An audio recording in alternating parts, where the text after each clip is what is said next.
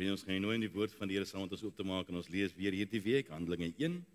Ons is steeds besig met die Heilige Gees. Laasweek het ons gepraat oor hierdie onderwerp van die grootste oomblik in die kerk se geskiedenis. En vandag gaan ons so 'n bietjie verder oor die gedagte uitbrei om te kyk na jou en my reaksie op die werk van die Gees van God in ons lewens. So ek gaan vir ons lees, ons gaan daar lees in Handelinge 1. As jy die eerste verhaal, Theophilus, het ek opgestel oor alles wat Jesus begin doen en leer het, tot op die dag dat hy opgeneem is, nadat hy aan die apostels wat hy uitverkies het, deur die Heilige Gees bevele gegee het, aan wie hy ook na sy lyde hom lewend vertoon het, deur baie kentekens. Terwyl hy gedurende 40 dae aan hulle verskyn het, en oor die dinge van die koninkryk van God gespreek het.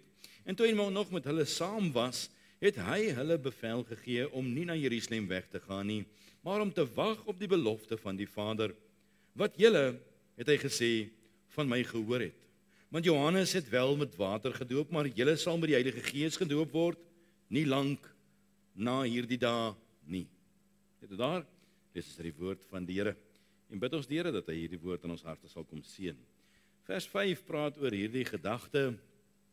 Hy sê, julle sal met die Heilige Gees gedoop word. Nie lank na hierdie dae nie. Hy praat van 'n gebeurtenis wat in die toekoms sou wees. Lank jare was dit so gewees dat hierdie mense het geleef en het 'n verwagting gehad vir 'n Messias wat sou kom. Hulle het 'n verwagting gehad van iemand wat vir hulle daardie vryheid sou kom koop het. Iemand wat hulle kom loskoop het van die sondebande waarin hulle vasgevang was. Maar op hierdie oomblik in Handelinge het dit reeds gebeur. Die Heilige Gees is nou uitgestort oor hierdie mense, en hierdie mense is nou gedoop met die Heilige Gees. Nou moet ek net onderskeid tref. Wanneer 'n mens gered word, ontvang jy die Heilige Gees. Maar wanneer daar vervulling plaasvind, dan kom jy by die volheid van die Heilige Gees, in die doping met die Heilige Gees. So as 'n mens nou dink daaraan, dan moet daar 'n reaksie wees op hoe hierdie Heilige Gees om in 'n mens se lewe werk. En vandag wil ons kyk na hierdie vraagstuk. Wat is jou en my reaksie op hoe en wat die Heilige Gees in ons lewens mag doen? Elkeen van ons het 'n sekere manier om te reageer. Ons het 'n gedragskode. Party ouens veg of vlug. Ander ouens praat hulle self uit die moeilikheid uit. Ons het 'n manier om dinge te hanteer. En vir elke aksie is daar mos 'n reaksie, né? En hier is dit nou waar die tyger die teer nou tref, want voor jy jouself kon vind, dan kom jy agter in jou geestelike lewe, nee, maar ek is nou kind van die Here. Ek wonder nie, ek weet ek gaan hemel toe, maar skielik is daar hierdie stryd in my binnekant. Daar word na twee rigtings toe getrek. Daar's die vlees teen die gees. En dit afhangende van wie op die troon is, word dit vasgemaak wie die een sal wees wat sal wen. Daardie storie van hoe dat daar 2 honde in een hok geplaas word en die hond wat die kos kry is die een wat sal wen. Nou probeer ek glad nie het vergelyk daarmee nie. Maar wanneer die Here deur sy Gees in ons lewens kom werk, het elkeen van ons 'n reaksie op hoe hy werk. En ek wil graag daarna kyk. Psalm 24 vers 3 sê, wie mag klim op die berg van die Here? En wie mag staan in sy heilige plek? Hy wat rein van hande en suiwer van hart is, wat sy siel nie ophef tot nietigheid nie, en nie vals sweer nie. Daar's 'n standaard vir mense wat wil opbeweeg tot die teenwoordigheid van die Here. Daar's 'n verwagting van die troon van die hemel vir mense soos ek en jy om te kan kom by die plek waar God ons in sy teenwoordigheid sal toelaat. Wie mag gaan op die berg van die Here? Die wat die Gees ingewerk het. Om rein te wees, om nie met nietighede betrokke te wees nie, met harte wat suiwer voor die Here is. In Johannes 4 vers 4 sê die woord van die Here, julle is uit God my kinders, en het hulle oorwin, omdat hy wat in julle is, groter is as hy wat in die wêreld is. Ja, wanneer ons gered is, word ons verseël met die Heilige Gees. Hy is ons troupand, hy is die een wat ons vir die ewigheid die waarborg gee, dat ons nie weer verlore sal gaan nie. Maar wanneer ons in hierdie verhouding intree, en hy is groter wat in my is, as hy wat in die wêreld is, dan moet ek 'n reaksie hê op hoe hy in my werk. En die probleem is, die antwoord oor hoe ons reageer op die werking van die Heilige Gees, kan ons baie maklik vir mekaar sê, dit hang gewoonlik af van of ons hou van wat hy doen, en of ons nie daarvan hou nie. En dit is hartseer om te sê. Dit is hartseer om te sê, dat die kinders van die Here self wil bepaal, hoe ons sal reageer op die werking van die Gees van God. Efesiërs 4 vers 30, en ek gaan vanaand 'n redelike klompie verse aan die aanhaal, want dit is een van daardie onderwerpe, wat liewers nie 'n menseopinie moet wees nie, maar liewers maar net die woord moet wees. So Efesiërs 4 vers 30 sê die woord, en bedroef nie die Heilige Gees van God nie, deur wie julle verseël is tot die dag van verlossing. Hy gaan verder in Jesaja 63 vers 10, hy sê, maar hulle was wederstrewig, en hulle het sy Heilige Gees bedroef, en daarom het hy vir hulle in 'n vyand verander. Hy self het teen hulle gestry. Kan jy jouself indink, daar staan so vers in die Bybel, dat die Gees van God na sy kinders kyk, na die kinders wat losgekoop is uit die bande van sonde, na mense wat vry moet wees, wat die volk van die Here moet wees, en wat op hierdie plek kom, dat hy bedroef word met hulle wederstrewigheid. Dis hierdie mense se reaksie op sy werking. Hierdie reaksie werk by hom 'n reaksie, en dit bring by hom vyandskap teenoor hierdie mense wat kinders van die Here is. Soveel vyandskap dat hy self teen hulle stry. So ek en jy kan die Gees van God bedroef. Hoe lyk dit wanneer ek die Gees van God bedroef? Wel vriende, elke sonde wat ek so maklik koester in my lewe, is dit wat die Heilige Gees kan bedroef. Want hy is absoluut heilig en hy is rein en hy het 'n verwagting van jou en van my, en ons moet 'n lewe leef wat vir hom welbehaaglik is. Dis waarom jy vandag in huwelik is, nie so dat 'n mens kan voortplant en 'n mens gelukkig kan wees nie. Jy's in 'n huwelik vandag dat jy verstaan wat God se begeerte na jou is. Dat ons sal rein wees teenoor hom in hierdie verhouding. Hy verwag heiligheid van elke kind van God, en hy verwag niks wat hy nie vir jou kan bied nie. Hy kom gee dit vir jou, hy kom stel jou deur sy Gees in staat om dit te kan leef, maar dan het ons die reaksie, wat ons baie maal het, wanneer ons kinder toelaat, is 'n reaksie. Wanneer ons leuns leef, wanneer ons sedeloos leef, wanneer ons liefdeloos leef, wanneer ons biddeloos leef, wanneer ons ontrou is aan die opdrag van die Here, wanneer God sê, gaan en vergewe sodat jy vergewe kan word. Wanneer die Here gaan sê, gaan maak skoon sodat jy skoon kan wees. Gaan maak reg sodat jy reg kan wees. En jy doen dit nie, is jy ongehoorsaam en is ons besig om die Gees van God te bedroef. Dis bewustelike sonde en ook onbewustelike sonde. Kan jy jou indink dat ek en jy dalk die rede kan wees vir die trooster van die hemel wat gekom het om jou en my te kom troos, dat hy nie getroos kan word nie. Kan jy jouself indink? Die een wat kom om jou en my trane af te vee, se trane word nie afgevee nie, want daar is 'n geslag van sy kinders wat nie kan omgee oor die droefheid wat hulle vir hom veroorsaak nie. Johannes 11 vers 35 sê, die Here Jesus ween as gevolg van ongeloof in die mense hart. Markus 3 vers 5 sê, en nadat hy hulle rondom met toorn aangekyk het, en tegelykertyd bedroef was oor die hardheid van hulle harte. Die Here kyk na die kinders van die Here, en hy sien die hardheid van harte, en hy sien die onoortuigbaarheid, en hy sien dat mense maar net voortploeter, en maar net voortgaan op die weg waarop hulle is, kliphard. En dit maak hom bedroef. Hy sê verder in hierdie vers, sê hy vir 'n man, steek jou hand uit, en hy het dit uitgesteek, en hy het sy hand herstel, gesond soos die ander een. Maar weet jy vriende, elke keer wanneer daar hierdie ongehoorsaamheid is, elke keer wanneer hierdie ongeloof is, elke keer wanneer daar die stille rebellie in ons binnekant mag wees, om nie te doen wat hy van ons verwag nie, dan skep dit aan die Heilige Gees se kant 'n vyandigheid. Sê ek wat so sê, dis die woord van die Here wat so sê. Ek weet nie of jy hom wil hê vir 'n vyand nie. Matteus 9 vers 36 sê die woord. En toe hy die skare sien, het hy innig jammer gevoel vir hulle, omdat hulle moeg en uitgeput was, so skape wat geen herder het nie. Hy het hierdie emosie van jammerte vir 'n kudde wat verlore en verdwaald is, wat herderloos is en doodtevrede is daarmee. Dink aan die droefheid van sy hart wanneer hy kyk na die kudde van die Here en hy sien hoe verdwaald het die kudde geword. Dink aan ons dag, dink aan ons land, dink aan ons stad, dink aan ons omgewing.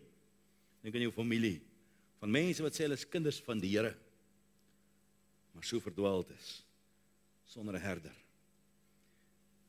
Uitgeput, moeg, oorlaai met die lewe, jammerlik. En die gevolg is, dis droefheid in die trooster se hart. Want hy het gekom om jou te kom troos, hy het gekom om jou te kom toerus, hy het gekom om jou te ondersteun, hy het gekom om jou te kom bemagtig en jou die vermoë te kan gee, om te kan oorwin en meer as oorwinnaar te kan wees. Maar hoeveel kinders van die Here leef dit nie vandag nie, en daarom dat ons hom droefheid veroorsaak. Genesis 6 vers 6, vroeg in die Bybel, sê hy, het dit die Here berou, dat hy die mens op die aarde gemaak het, en daar was smart in sy hart, dat God droefheid beleef het, vir die kroon van sy skepping. Oor geen ander deel van die skepping het hy hierdie droefheid beleef nie, maar die toppunt van sy skepping, wat hy met sy eie 2 hande in mekaar ingeweef het, het hy droefheid in die hart, want hierdie skepping is in rebellie teen hom.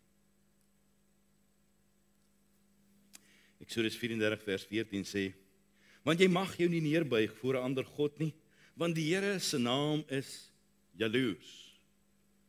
'n Jaloerse God is hy.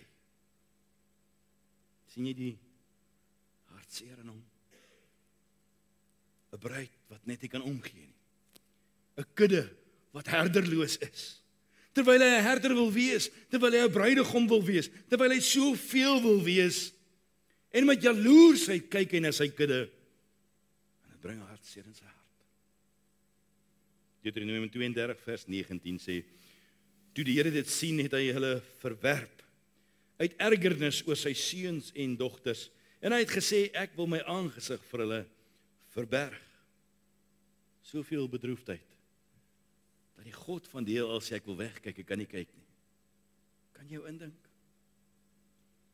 Hy leer ons, as ons leerbaar is. Maar as ons nie is nie, dan bedroef ons hom. Hy tree vir ons in voor die Vader, wanneer ons kom by ons tekortkominge, as ons hom toelaat om vir ons in te tree. Hy is lief vir ons, as ons hom toelaat om vir ons lief te wees. Hy roep ons en hy lei ons, as ons hom toelaat om ons te roep en ons te lei, en ons reageer op sy roepstem. Johannes 14 vers 26 sê, maar die trooster, die helper, die Heilige Gees, wat die Vader in my naam sal stuur, hy sal julle alles leer, en sal julle herinner aan alles, wat ek vir julle gesê het. Hy is die Gees van herinnering, Hy herinner ons aan met wie ons te doen het. Hy herinner ons aan die heiligheid van God. Hy herinner ons aan die wonder van God. Hy herinner ons aan die inspraak van die Heilige Gees. Wat is jou reaksie? Is jou reaksie dat jy droefheid werk in sy hart? Smart in die hart van die lewende God? Want ons ploeter maar net aan en ons gaan maar net voort. Die tweede een wat my getref het, was, behalwe dat ons hom kan bedroef, is dit ek. Is dit die liggawe. Ons kan hom ook nie net bedroef nie, maar ons kan hom ook uitblus. 1 Tessalonisense 5 vers 19 sê die woord van die Here vir ons dit, dat ons die Gees van God nie moet uitblus nie. So dis die vermoë van 'n mens om die vuur van die hemel uit te blus, om 'n emmer vol water te vat en in sy gesig te gooi. Kan jy indink? Ek en jy kan die Gees van God uitblus. Die Gees van God, wat die brandende vuur in ons harte behoort te wees, kan uitgeblus word binne my hart. Sy inspirasie kan uitgeblus word, sy vuur kan uitgeblus word deur jou en my ongehoorsaamheid. Wanneer ons onoortuigbaar is, wanneer hy met ons wil praat en ons nie wil luister nie, wanneer ons wil deel en ons wil nie vat nie, wanneer ons nie daders van die woord is nie, dan breek ons sy moed. Om die Gees van God uit te blus, is blankante, bewuste sonde. Om die vuur van God te laat kwyt in jou hart. Om te weet jy moet dit nie doen nie, en te weet jy's besig om dit te doen, maar jy kies nog steeds om dit te doen. Hoe breek 'n mens 'n vuur? Jy vat 'n koeltjie en jy skuif hom een kant. En jy vat nog 'n koeltjie en jy skuif hom weer een kant. En voor jy ooit weet, is daardie koeltjies almal niks werd nie. En so kan ons baie maklik elkeen in ons eie rigting trek. En op die einde van die dag, dan breek ons die vuur van die Gees van God in ons harte af. Met 'n emmer vol water. In God se gesig. 2 Timoteus 1 vers 6. Om hierdie rede herinner ek jou daaraan, om die genadegawe van God aan te wakker wat in jou is. Hy kom bring hierdie werking, hierdie vermoë, hierdie toerusting, hierdie salwing in jou en my binneste, die werk van die Heilige Gees. En nou moet ons dit aanwakker. Ons moet hom toelaat om die vuur te kom aanwakker, sodat ons kan doen wat God wil hê ons moet doen. Maar as ek dit nie aanwakker nie, is ek besig om die vuur uit te blus. Eksodus 3 vers 2 sê, daarom verskyn die engel van die Here aan hom in 'n vuurvlam uit 'n doringbos. Dis Moses. En Moses het die keuse gehad, hy kon die vuur geïgnoreer het, hy kon verbygestap het, en hy sou onmiddellik die vuur geblus het. Hebreërs 12 vers 29 sê, want onse God is 'n verterende vuur. Hy bring nie net vuur nie, hy is 'n vuur.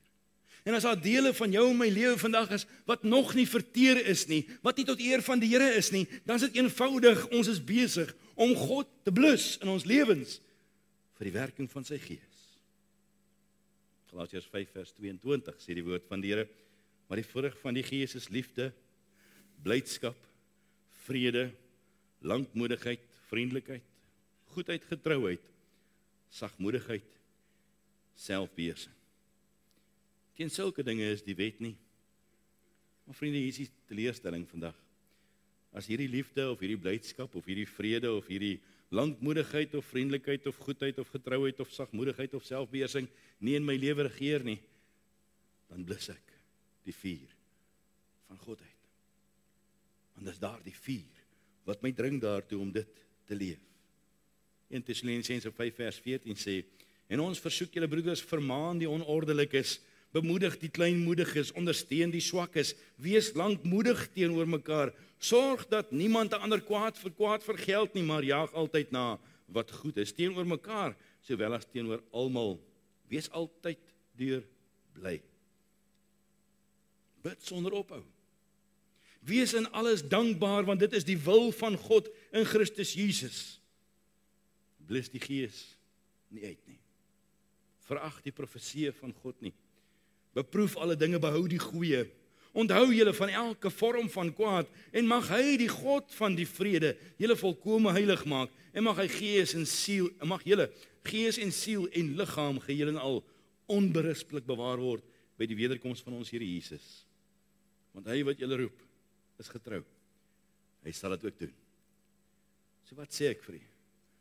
Wel, as daar ons mekaar nie vermaan om ordelik te wees nie, as ons mekaar nie bemoedig wanneer ons kleinmoedig word nie, as ons mekaar nie ondersteun wanneer ons swak is nie, as ons mekaar nie gaan help in lankmoedigheid en aanhou en weer probeer nie, as ons kwaad met kwaad vergeld, as ons nie jaag na dit wat goed is nie, as ons nie vol blydskap is en bidend is nie, as ons nie dankbaar is nie, dan is ons besig om die Gees van God uit te blus in ons lewens. Dit het my so getref. Hoeveel keer maak ons hierdie groot fout? Efesiërs 4 vers 29 sê, laat daar geen vuil woord uit jou mond uitkom nie, so as daar 'n vuil woord uit jou mond uitkom, dan sê die woord van die Here, ons is besig om die Gees van God uit te blus. Hy sê maar net 'n woord wat goed is vir die nodige stigting, sodat dit genade kan gee aan die wat dit hoor. So alle bitterheid, alle woede, alle toorn, alle geskreeu, alle lastering moet verwyder word, saam met alle boosheid. Wees vriendelik en vol ontferming. Vergewe mekaar. Want as dit nie is nie, dan is jy besig om blaatant die vuur van die hemel in jou hart te blus. Handelinge 5 vers 9 sê die woord van die Here, en Petrus sê vir haar, waarom het julle ooreengekom om die Gees van God te versoek? Kyk, die voete van die wat jou man begrawe het, is by die deur, en hulle sal jou ook uitdra. Want ek en jy kan die Gees van God versoek. Dit beteken ek is opsetlik besig om die Gees van God te tart. Hy oortuig, en ek sal nie luister nie. Maak my. Ons raak nader aan so opgewerk in onsself, in ons vlees. Maak my. En dan draai 'n mens baie keer op snaakse plekke waar jy nooit gedink het jy gaan draai nie, want dit is maar net die vlees wat probeer heers. Jy sien, 'n mens weet, die Heilige Gees praat met jou. Jy wonder nie. Jy weet hy oortuig jou.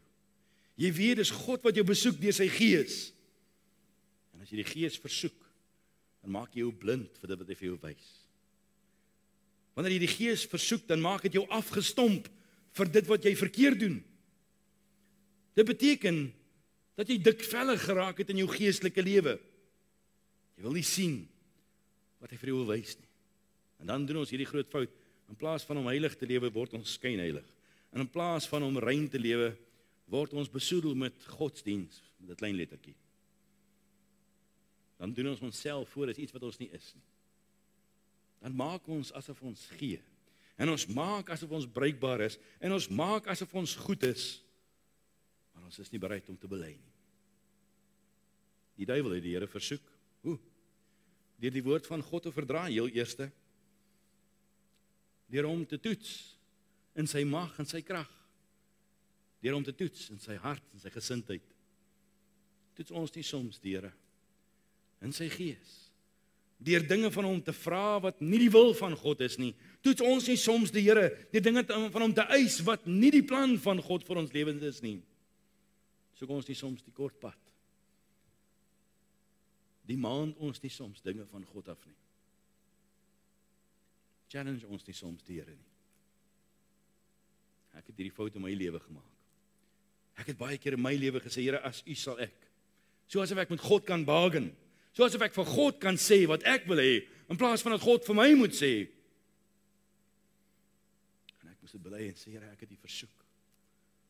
Want ek het nie verstaan waar pas ek in nie. Jy sien, dis die probleem van om God te versoek. Dit sê ek het nie respek vir wie hy is nie. Dit sê ek verstaan nie met wie ek te doen het nie. Daarom dat ons blaatant sou sê, man, los my, ek wil hel toe gaan. Man, los my, dis hoe ek leef.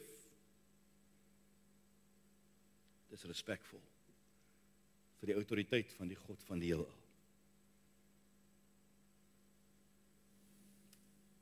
Soos die volk van ouds. Toe hierdie volk van ouds deur die Rooi See is, en hulle kom aan die ander kant van die Rooi See, kort entjie later, kom hulle by Mara, en ewe skielik is daar nie water nie. En hulle begin onmiddellik murmureer, want die water is nie soet genoeg nie, die water is nie reg genoeg nie. Jy weet mos hoe dit gaan, hè? Dis om God te versoek, om te murmureer teen God se plan vir my lewe. Hoe kan ons as kinders van die Here die fout maak en dink, God is tevrede daarmee? Volgende een wat ek wil uitwys, is Handelinge 7 vers 51. Hy sê julle hardnekkig is en onbesnedenis van hart en ore. Julle weerstaan altyd die Heilige Gees. Net soos julle vaders, so ook julle.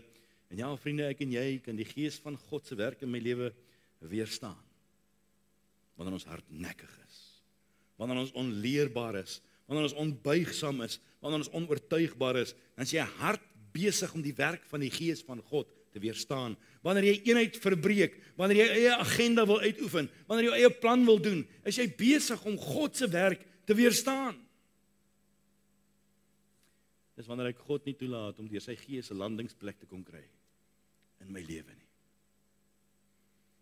Weet jy kan binne in die kerk sit nie kan dit doen. Die Here het by my kom stil staan oor die gedagte. Hoe gewillig is ek en jy om vir hom 'n landingsplek te kom gee in ons siele? Wanneer hy wil kom oortuig. Wanneer hy met ons wil kom praat.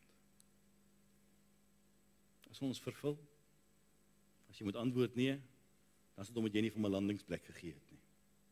As ons binne die wil van die Here, as jy moet sê nee, dan is dit omdat jy nie 'n landingsplek gegee het vir die Here nie. Is ons op die plek waar God ons wil hê, as jy sê nee, dan weet jy dis omdat jy nie 'n landingsplek vir God wou gee deur sy Gees in jou lewe nie. En daarom kan ons so groot fout maak om die Gees van God te bedroef, om die Gees van God uit te blus, om die Gees van God te versoek, om die Gees van God te weerstaan. En jy moet jouself vandag toets en vra, hoe reageer ek op die werk van die Heilige Gees in my lewe? In ons geleesde gedeelte vind ons hierdie gebeurtenis toe die woord kom dat die disippels met die Gees van God vervul sou word. Hierdie vervulling is daardie werk van die Heilige Gees. Dis daardie addisionele werk. Jy sien, wanneer jou hart vir die Here gegee het, het jy die Gees van God geontvang. Maar die Gees van God het nog nie jou voluit geontvang nie. Want as jy nou mooi dink in jou lewe, dan dink jy terug toe jy hart vir die Here gegee het jy gedink jy het mooi verstaan. En jare later kom jy agter, sjoe, daar's so 'n groot deel wat ek gemis het. Daarom sukkel ek om oor die vlees te kan regeer. Daarom sukkel hierdie sonde natuur in my. En voor ek my kan kry, dan doen ek wat ek nie moet doen nie. Dit is wat Paulus gesê het. Voor ek my kan kry, dan strip ek. Voor ek my kan kry, dan sê ek die verkeerde ding. Voor ek my kan kry, dan doen ek die verkeerde ding. Paulus sê dit in Romeine vir ons so baie mooi. Wie gaan my verlos van hierdie liggaam, van die dood? Dis haatlik. Ek pes en ek maak myself naar as ek sien wat ek doen. As ek sien hoe ek optree. As ek sien hoe ek reageer. Hierdie werk van vervulling met die Heilige Gees is 'n addisionele en bykomende werk. Handelinge 1 vers 5 sê dit sal gebeur. Dis 'n toekomstige werk. As ek en jy wil diensbaar wees vir die Here, dan is daar net een manier om by diensbaarheid uit te kom. Want jy kan dit probeer fake. Hoe sê ons? Fake it till you make it. En dis wat ongelukkig baie keer in die akker van die Here aan die gang is. Ons probeer uit onsself hierdie dinge doen. En voor ons vind, dan is die wiele pap. En ons is moeg en mat en ons sit langs die pad. En wanneer ons vervul word met die Heilige Gees, dan word ons vir die eerste keer diensbaar. Want ons word bekragtig daartoe om diensbaar te wees. En ons word rein gemaak, sodat ons nie meer nodig het om onder die vlees te swoeg nie. Anders kan my geestelike lewe nie tot volle reg kom nie. Anders kan ek nie my volle potensiaal bereik in die Here nie. En dit gaan toe nou nie oor die tale en oor die gawes en al die ander ou dingetjies wat so maklik nagemaak kan word nie, vriende. Dit gaan oor die krag van God om te kan getuig. Baie mense vra waarom ons vervul moet word en hoekom dit so belangrik is. Al die vervulling van die Heilige Gees is nodig, sodat die Gees van God tot sy volle reg in my lewe kan kom. Sodat my lewe nie meer 'n lastering vir sy naam sal wees nie. Sodat die mense om nie met my kyk en sê, as dit 'n kind van die Here is, wil ek nie een wees nie.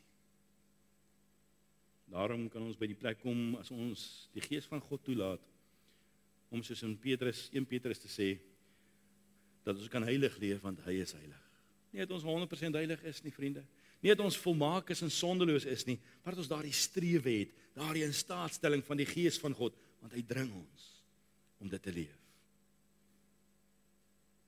Romeine 6 vers 13 sê, en moet nie hulle lede stel tot beskikking van die sonde as werktuie van ongeregtigheid nie, maar stel jouself tot beskikking van God as mense wat uit die dode lewend geword het en julle lede as werktuie van geregtigheid in die diens van God. As ons kom onder die volbeheer van die Gees van God, dan word ons vir die eerste keer waarlik tot beskikking van God se werk gestel. En daarsonder gaan ons aanhou probeer. So wat is hierdie vervulling met die Heilige Gees? Dis 'n bepaalde ondervinding. Jy weet van die dag toe jy hart vir die Here gegee het, jy wonder nie daaroor nie.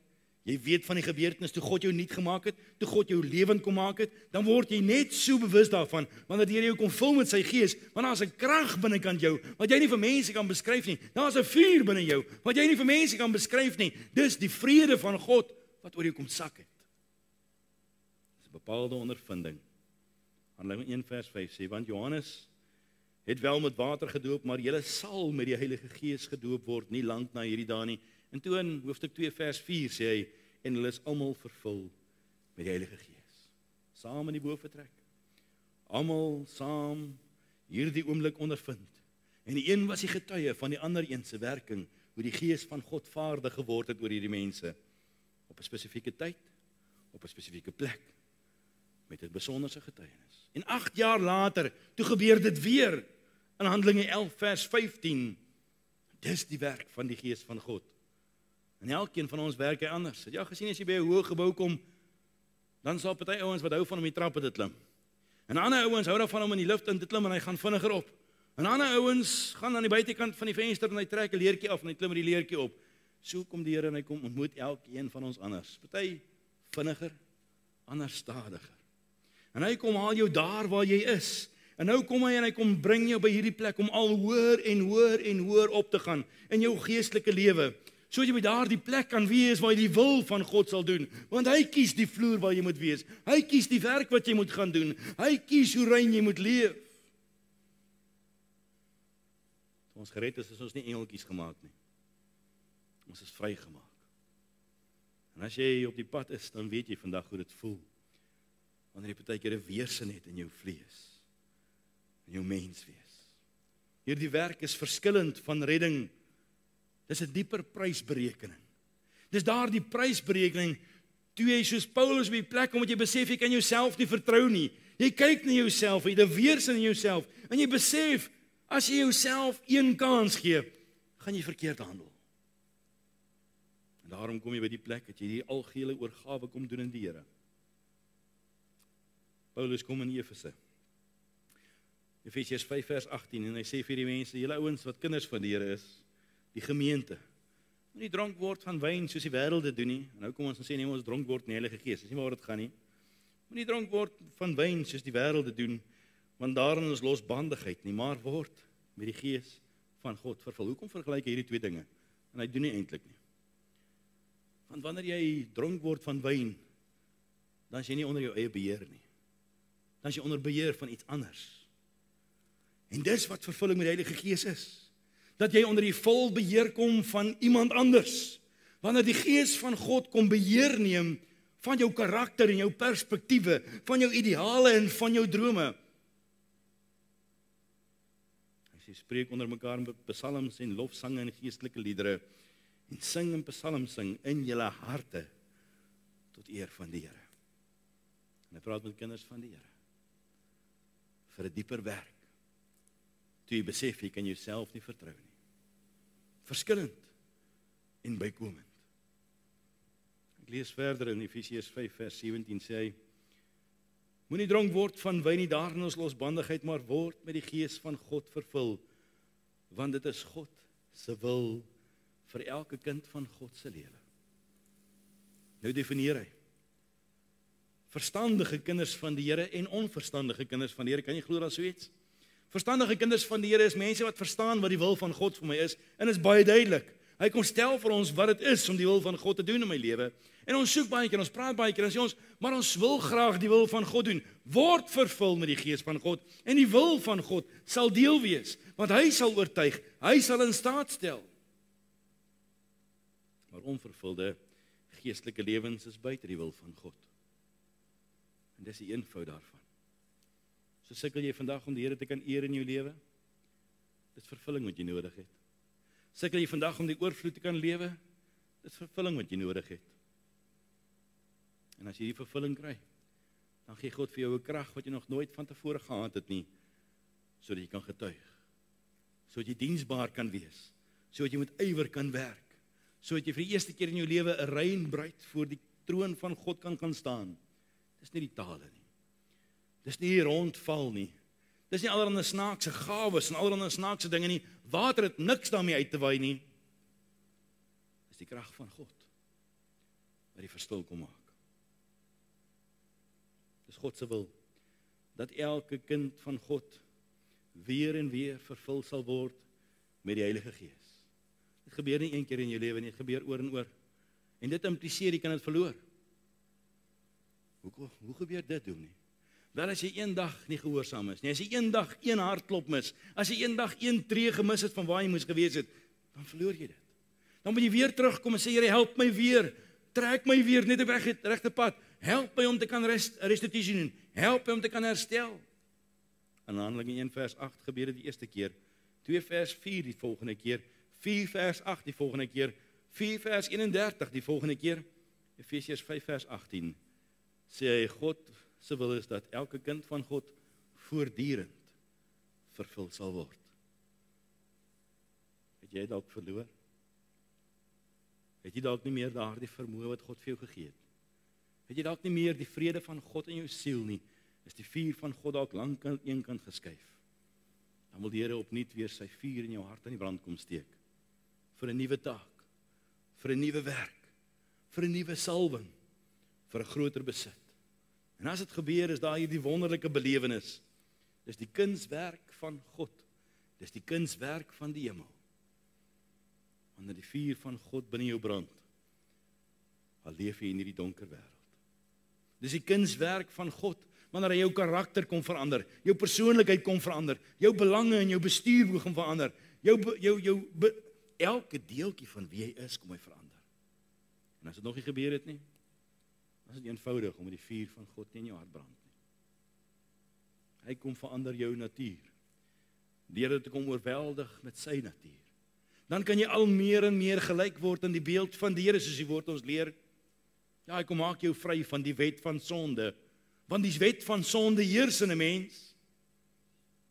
En hy bring geestelike vrug. En hy stel jou en my in staat om te kan heers oor die vlees. Om te kan kies teen sonde, om nie meer aan te hou om so vloer te ploeter, asof ons maar net in 'n wêreld is en God moet tevrede wees daarmee nie. Wat is jou reaksie op die werk van die Gees van God? Het jy hom dalk bedroef? Dalk onbewustelik?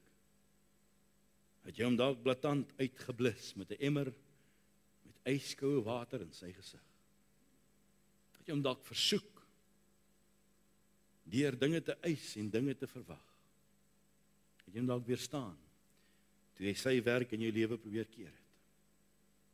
Of het jy hom al toegelaat om jou te kom vul met sy Gees, sodat jy die volheid kan beleef? Weet jy waarom het ons nie herlewing nie?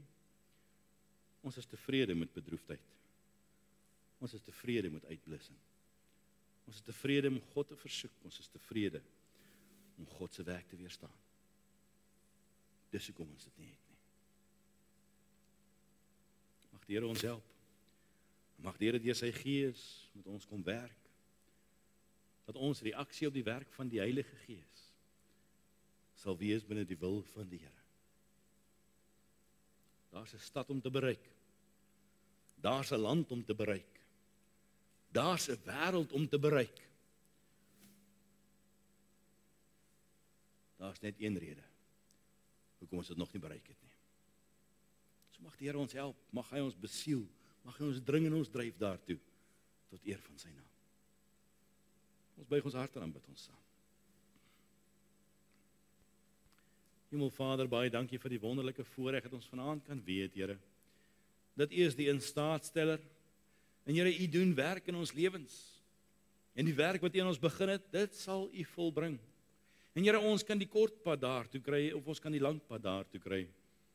En wil ons kom bid, Here, dat U vaardig sal wees oor ons lewens deur U Gees. En dat ons reaksie daarop die regte reaksie sal wees. Here, ons kom verklaar onsself afhanklik, gewillig, om U stem te kan hoor. So kom, Here, en volbring U die werk, wat U in ons lewens begin het. Ons vra dit in Jesus naam. Amen. Kom ons sing 'n lied saam om die diens mee af te sluit. Ek maak nou my hart oop, dat U daarin kan woon. Vergewe my sonde, kom maak alles skoon.